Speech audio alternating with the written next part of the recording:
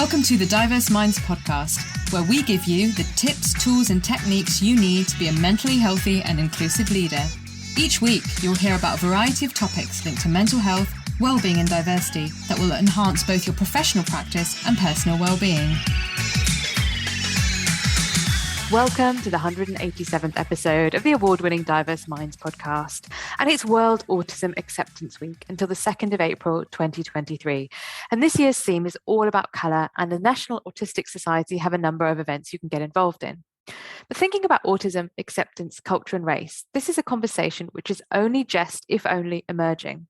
So I wanted to talk about this more. And to do this, I'm joined by Reena Anand, a lawyer and former ombudsman specialising in consumer vulnerability and the Equality Act. Reena founded her consultancy after her son was diagnosed with autism, and she realised how little representation and bespoke support there was for BAME parents in similar situations.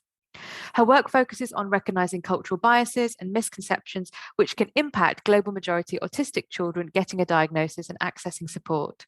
Reena writes about her parenting experience, lends her voice to discussions about the impact of health and social policy on global majority communities, delivers talks to organisations seeking to support their employees with autistic children, and workshops for parents and communities who want to support their members more inclusively. And Reena recently launched a podcast called Unpacking Autism, so do check that out, which addresses the impact of culture on the life of autistic individuals and their families. Reena is on the co-production board at Abilities, which helps organisations use autistic neurodivergence to increase value, a trustee at the Race Equality Foundation, a national charity which promotes race equality in social support and public services, and inclusion governor and chair of the governing body at her local primary school. So Reena, a huge welcome to the show. Thank you very much for having me. It's such a delight. And I've read out your bio, but I think it'd be lovely for listeners to know a little bit more about what you're working on at the moment. So all the work I do is around autism, ethnicity, race, culture, and how that intersects. And it's rooted in my experience as a mum of an autistic child in the Asian community.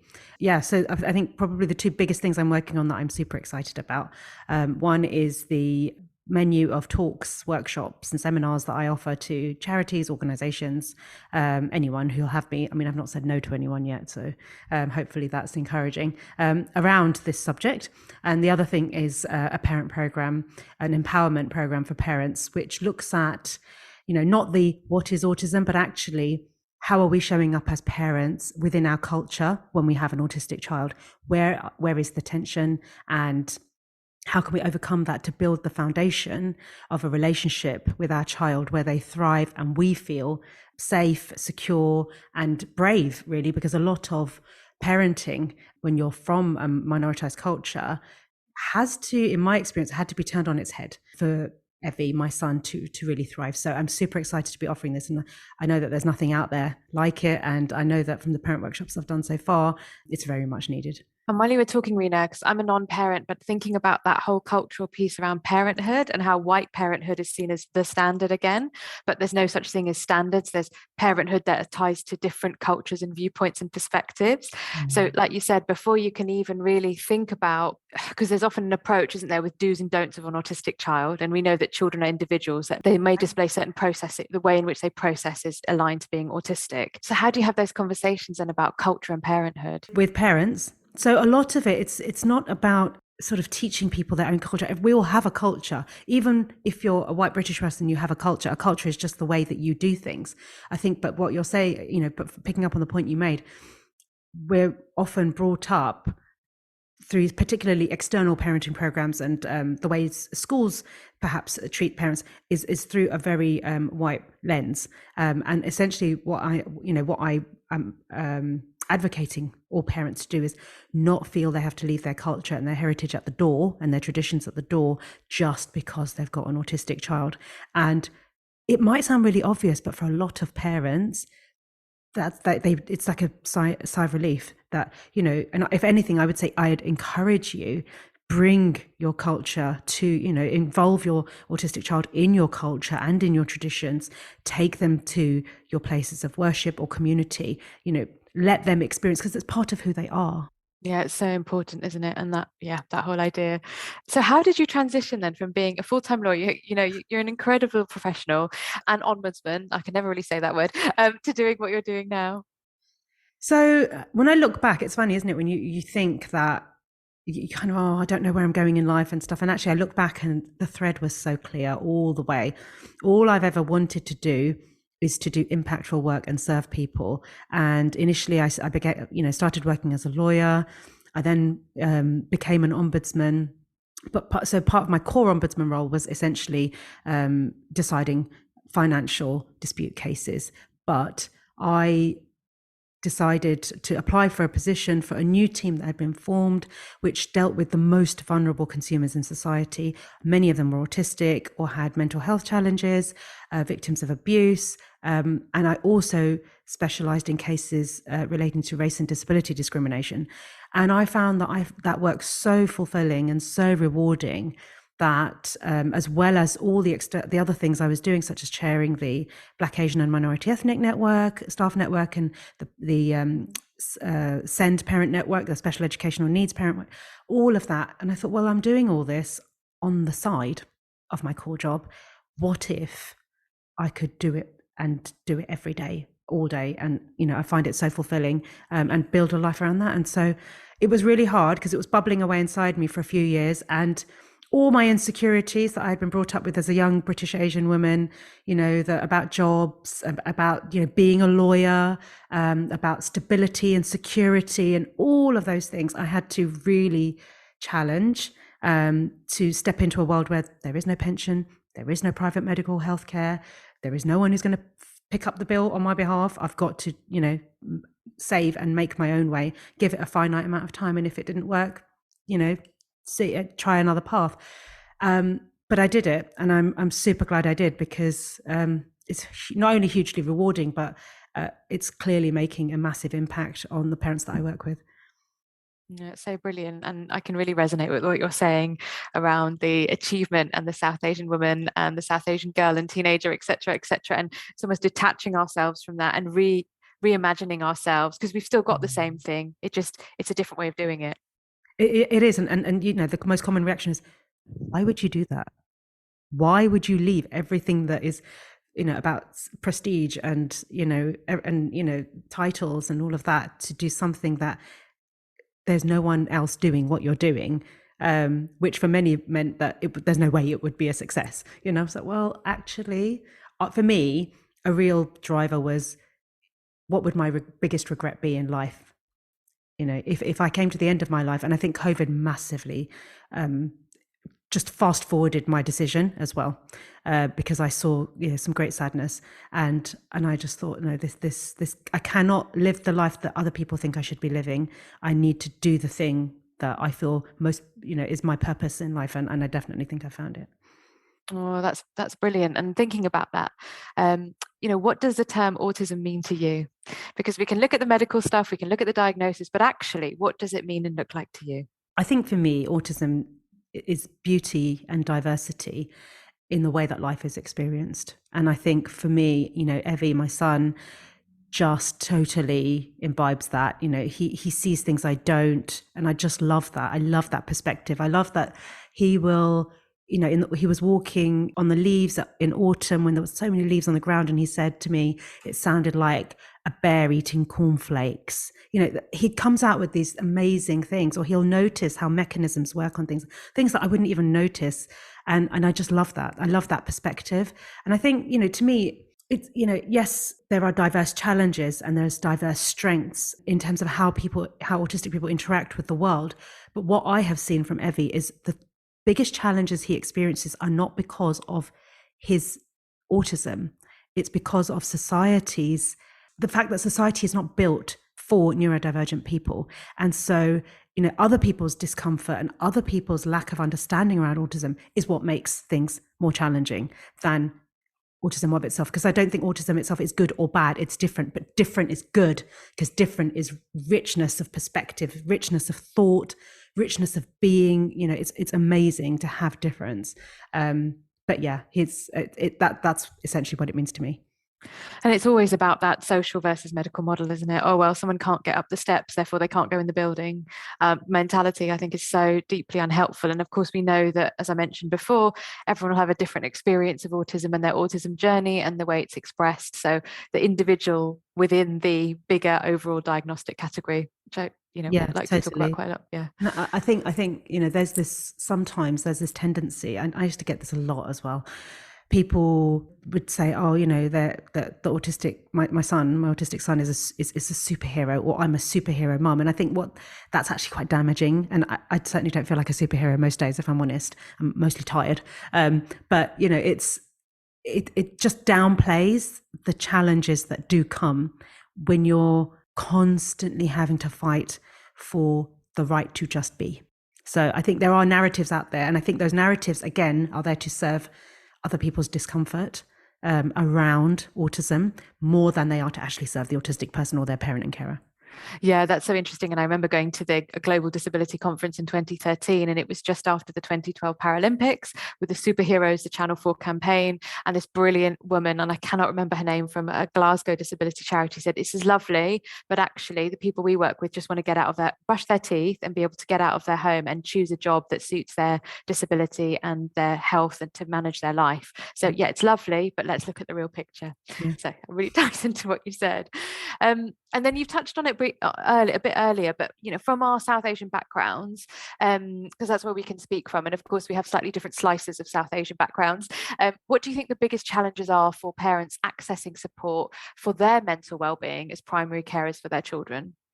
It's such a big question. It's such a great question, but it's such a big question. I think there's so much to this, so you may have to keep me on track a little bit. But okay, so I think firstly, there's a lot of stigma around mental health. The fact is, we all have mental health, whether we choose to label it or not, we have it. But unfortunately, there remains negative connotations around even the term mental health, to basically connote impaired mental health, so struggles, and that's really unhelpful. On top of that, when you have a child who is autistic, and somehow as a society we're a bit better with dealing with how we feel when we see a physically disabled person, in a wheelchair, for example. But we are very uncomfortable with hidden disability still. We're not in that space yet, and certainly that's certainly been my experience as a parent of an autistic child. So what often will happen is, and I say this not just from my own experience, but with a lot of the families that I work with, from Black, brown, and minorities and other ethnically diverse backgrounds, is you've got that stigma in society. You might even have the same barriers between the husband and wife partners, between your immediate family, people who will offer unsolicited advice perpetually. The amount of advice I was given to fix my child, it's like people, as humans, we have this tendency to want to fix people and to give solutions. And actually, sometimes we don't want fixing. We might just want a bit of understanding and some tolerance, and not be our children and us being seen as less than. So I think, when you bring it back to mental well-being, if your home, which should be your sanctuary, is a place where you cannot freely be yourself, freely say, "I am exhausted, I need help," because help is seen often as a sign of weakness. When your own immediate environment is like that, naturally it's going to impact your mental well-being. And I think that it's more prominent from what I've seen in ethnically diverse families than not, because there is a greater degree of acceptance outside of BAME communities. And I think also, to add to that, I think the saddest thing is that the highest prevalence of autism is in Black, Asian, and Chinese children. But the overwhelming common factor I hear about from parents, whether I work with them on a one-to-one basis or they come to the workshops or however I interact with them, overwhelmingly, the biggest thing they say is that they feel isolated, that there's no one they can talk to, there's no one in their community that they see who's got an autistic child, there are no services or provisions for them where they see and interact even with professionals who look up and sound like them. And that, I think, you think, well, how have we got to this state? And it's the case in a lot of, if we think about disability movements, so activist movements, they have been traditionally very white spaces as well. So I know many disability activists who feel that from global majority backgrounds that have to work in the fringes because they think, I can't deal with that. So yes, it's really sad. And then do you signpost people? What kinds of things do you talk about in your workshops, I guess, in terms of parents looking after their own well-being from global majority backgrounds? So I think a lot of it is just looking at our own family structures. It's not about saying, well, this is the way, because it will look different for even amongst one community. There'll be so many different ways of doing things. But overwhelmingly, what I hear from parents from global majority backgrounds is they don't feature on their priority list. They're not even on it. They're so busy. And often for us, we're serving not just our immediate family, so not just our partners or our children. We're serving our in-laws, our wider family, and I don't mean that in a negative way. It's part of the beauty of being in a close-knit community, but all of that serving is coming from a place where we're not topping up either. And often that's because that hasn't been role model to us, because we've come from in my own case, migrant families who had to survive, where it was very, very financially very difficult. There was poverty, and it was a matter of just scraping by, just being able to get through, the day, being able to earn enough to eat. And, the threshold was quite low. And that was not the family setup I had, where one would sit down with your parents and explore how you're feeling. How are you feeling about school, life, or anything? There was no feeling. There was, you will do well because you have to do well, because that's the only way you will not have to live the way we have.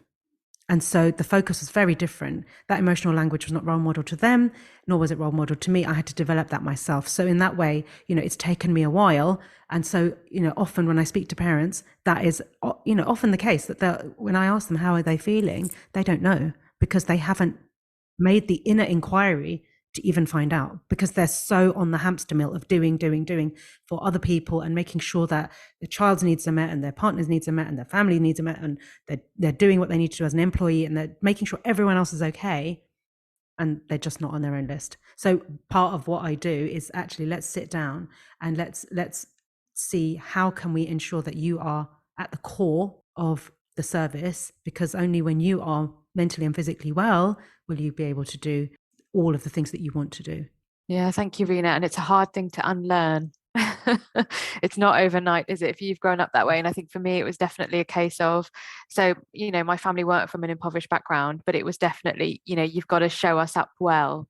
So you've got to keep achieving. And I was only really seen for achievements, but it's only recently that I've realized that. And you have to just go a bit like, the idea of the South Asian ex fill in the high profile job. When you take that away, it's very frightening, because you think, well, who the hell am I? Yeah, totally. Absolutely. And so thinking about workplaces then, what do you think they can do to introduce more awareness about autism, culture and race in the workplace? So could be for a parent that's caring for an autistic child, or a parent caring for their elder, also autistic members of staff. How do you get that conversation? Because we'll have Autism Awareness Week, we'll have Autism Awareness Month, great, but what about that embedded understanding and learning? So, I've come from a corporate background, and and I see this a lot in organizations, people are well intentioned, but we're still in this space where when it's Autism Awareness Week, you're scouting around looking for someone who can talk about autism. When it's Black History Month, you're scouting about looking for a Black speaker. And it's like, okay, we kind of have done this now for some decades. I think we need to move on a bit and realize that if we're going to serve the whole person, firstly, we don't start doing that on awareness days and months. And we need to acknowledge that, and I used to be part of a parent network, the Black Asian Minority Ethnic Network, the Carers Network. And you will end up with people who will be like, well, none of these can meet my needs as a whole. And actually, neither can I go to every single thing, because I've got a job to do as well. And we're not great at just that, looking at the whole person and collaborating, using our resources in a more efficient way. And I think for me, really, it starts with a culture, and that culture has to start from the top, and is not waiting for a particular commemorative occasion to start having that conversation. It starts today. So, look at actually what is your culture, when you are making decisions, at a senior level, how many people from diverse backgrounds representing all the protected characteristics have you got feeding into that? How are you testing what's going to land and what's not going to land? You need that's once, if you do that, then when you are celebrating, I don't know, International Women's Day, then naturally you will have a panel of not just women, allied men who also appreciate that. You'll have women from different races and backgrounds. You'll have autistic women. You'll have also, but because it will just be part of the way that you do things as a company. The problem with, all this kind of showmanship is that it's all it's putting makeup on something that's not actually making any difference at the core. And, people can smell inauthenticity from a mile off. If your company does nothing all year round, all of a sudden they've just got, they've got the right speakers who look the right way for particular days, people know. I call it icing the moldy cake, Reena. There you go. But beautifully articulated so succinctly than my 5-minute diatribe. No, I love it. I love the makeup analogy. That is really, really great. So yeah, absolutely. And so it's not a flash in the pan. And I also think about policies, processes and procedures, getting a critical eye and lens on things, because like you said, we know that people from autistic and neurodivergent backgrounds are going to see things that those of us that are more convergent aren't seeing. Yeah.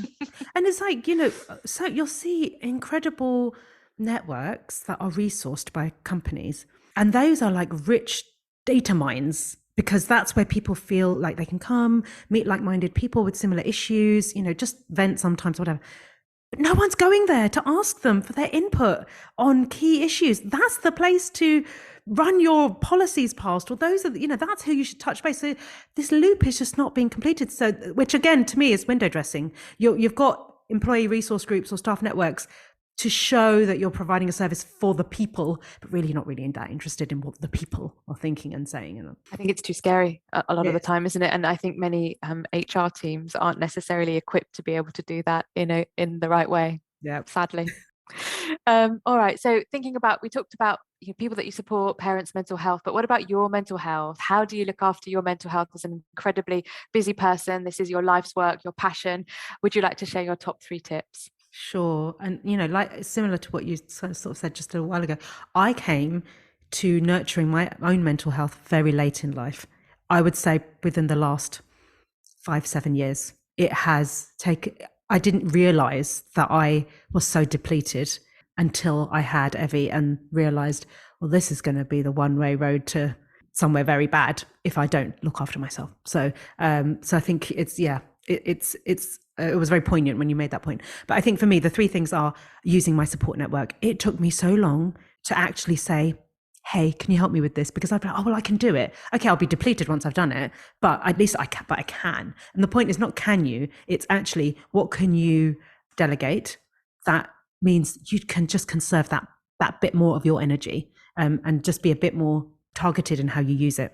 So that, asking for help, big thing, but for all the reasons I mentioned earlier, but as well as just feeling like I have to be this martyr mother that could do everything. Being with nature for me is huge. I love trees, water. Like if I'm amongst nature, I just feel an innate sense of calm. So that could be, for me, if it's at home, going for a walk, anywhere really. If I'm out, I'm out. I love nature. And then the third thing is actually getting curious about how I'm feeling and why I'm feeling it. So if I'm ruminating on something, to me now I know there's an unresolved issue. There's something that I thought I maybe had dealt with, but the fact I'm still thinking about it means actually it's not dealt with. And sometimes, it sounds really obvious, but when you are in the business of always doing and never thinking about how you're feeling, it's very easy to just suppress, and that's just not healthy. And so then it's whatever that looks like for each person. For me, that could often, it means talking to someone about how I'm feeling or why I'm feeling something. And I don't need an answer. I don't need someone to give me a solution. I just need someone to hear me. Sometimes it might be writing it out, like similar to journaling, but without that, say, regular practice. But I will sometimes write. And some people draw. I know a lot of people also draw their feelings, but it's just basically taking the within out. So yeah, those are my 3 things that I do. Brilliant, really helpful. And something I've been doing over the last year is collage, actually, because I'm not artistic, but I have loads of old magazines and things, doing collage to then go, oh, wow, okay, that's interesting, because it gives you that perspective, doesn't it? Amazing. So thank you, Reena. What a beautiful conversation. Thank you so much. I will, of course, include these in the show notes, but I'm sure there'll be lots of people who want to contact you, find out more about your work and work with you. How should they do that? So yeah, if you go to my website, reenaanand.com, that's got all my social media handles on there. And you can just drop me a private message or email me on hello@reenaanand.com, and happy to respond that way. I'm not formal. You can contact me any way that is easiest for you.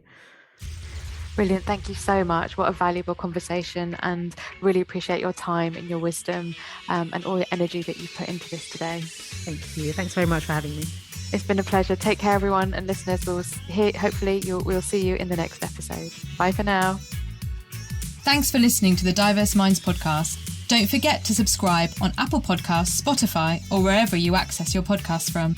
You can also connect with me on Facebook, Twitter, and LinkedIn. Tune into next week's episode of the podcast, where I'll bring you more insights on mental health and inclusion. Bye for now.